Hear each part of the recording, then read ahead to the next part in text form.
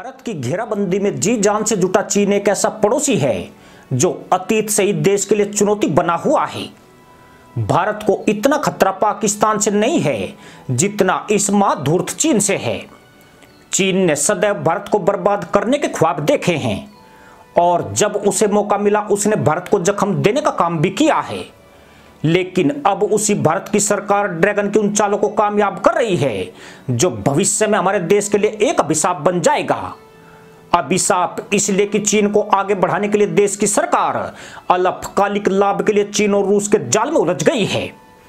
यह बात कुछ लोगों को मामूली लग सकती है कि रूस से तेल आयात करने के लिए भारतीय कंपनियों ने चीनी मुद्रा युआन में भुगतान शुरू कर दिया है। भारत ने ऐसा इसलिए किया है ताकि वह सस्ते रूसी तेल का लाभ उठा सके।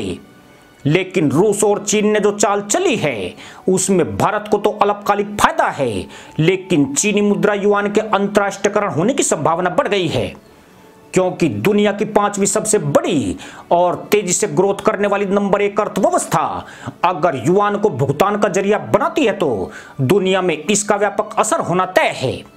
चीन तो खुशी से फूला नहीं समा रहा है और उसका बकलोल अखबार ग्लोबल टाइम्स भारत की शान में गुब्बारे छोड़ रहा है, जबकि भारत है कि रूसी तेल पर ऐसे टूट पड़ा है मानो यह सिर्फ रूस के पास ही बचा है और जल्दी ही दुनिया से खत्म होने वाला है।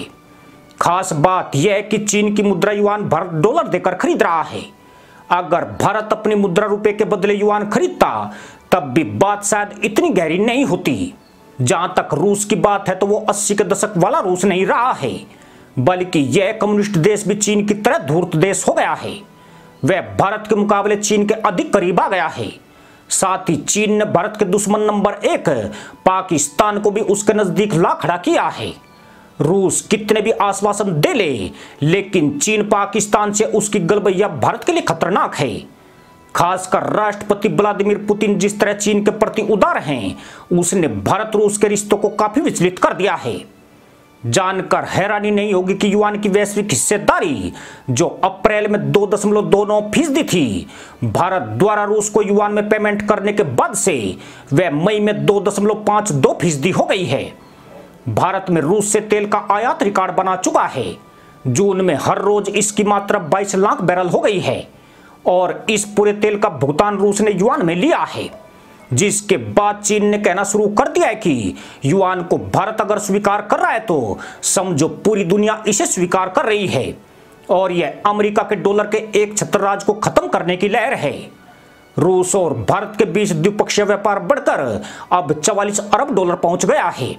इसमें सबसे बड़ा हिस्सा तेल आयात का है, जबकि भारत का रूस में निर्यात बहुत ही कम है।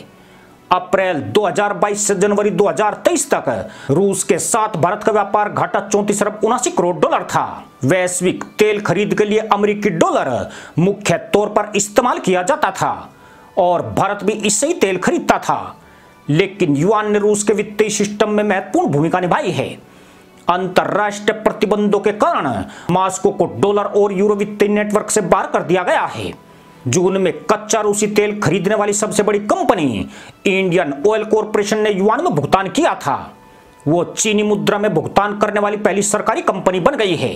इसके अलावा भारत की 3 में से 2 निजी कंपनियों ने रूसी तेल के आयात के लिए युआन में भुगतान किया है, जबकि इससे पहले रूस भारतीय करेंसी रुपए में भुगतान ले रहा था। लेकिन रूस ने अचानक से पाला बदलते हुए भारत के सामने युआन में पेमेंट की शर्त रख दी।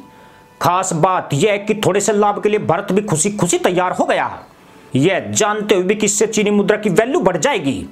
अगर भारत चाहता तो रूस पर दबाव बना सकता था और खाड़ी देशों की मुद्रा द्रव्य में पेमेंट करने पर रूस को झुका सकता था, क्योंकि बीच में भारत ने यूएई की मुद्रा में रूस को तेल का भुगतान किया था।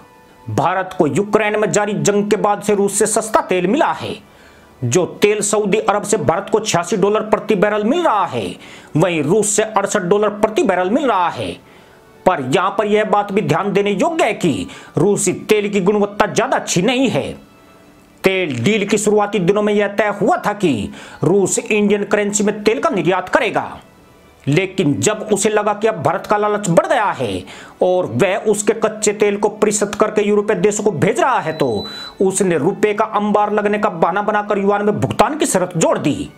अगर भारत आज रूस से तेल आयात सीमित कर दे तो यूक्रेन के सामने पुतिन को घुटने टेकने में अधिक वक्त नहीं लगेगा, क्योंकि फरवरी 2022 से जारी यूक्रेन युद्ध में भारत ने रूस को $60 अरब से अधिक का भुगतान किया है, जिससे रूस की गर्दन नपने से बची हुई है। लेकिन अभी भी एक मौका भारत के पास है। जुलाई अगस्त में भारत की रिफाइनरीज मेंटेनेंस के लिए बंद हो जाएगी। बरसात के दिनों में हर साल यह प्रक्रिया होती है। ऐसे में भारत का तेल आयात कम हो जाता है। भारत को इस दौरान रूस से कम तेल आयात करके इराक से अच्छी क्वालिटी का तेल खरीदने की जरूरत है, ताकि चीन पाकिस्तान की दुम पर लटक कर यूक्रेन युद्ध को जीतने का ख्वाब देख रहे पुतिन की अकल ठिकाने आ जाए। अगर इन 2 महीनों में भारत ने रूस से तेल आयात सीमित कर दिया तो मॉस्को को पसीने छूटने तय है। ऐसे में भारत फिर से रुपए में पेमेंट की शर्त रख सकता है, क्योंकि रूस ने भारत से आयात कम करके चीन से ज्यादा खरीदारी शुरू कर दी है, जो चीन रूस के रिश्तों के अधिक मजबूत होने का सबूत है। और जो चीन का पक्का दोस्त है, भारत उस पर आसानी से भरोसा नहीं कर सकता है। इसी के साथ अनुमति दोस्तों, जय जवान जय किसान जय हिंद, वंदे मातरम।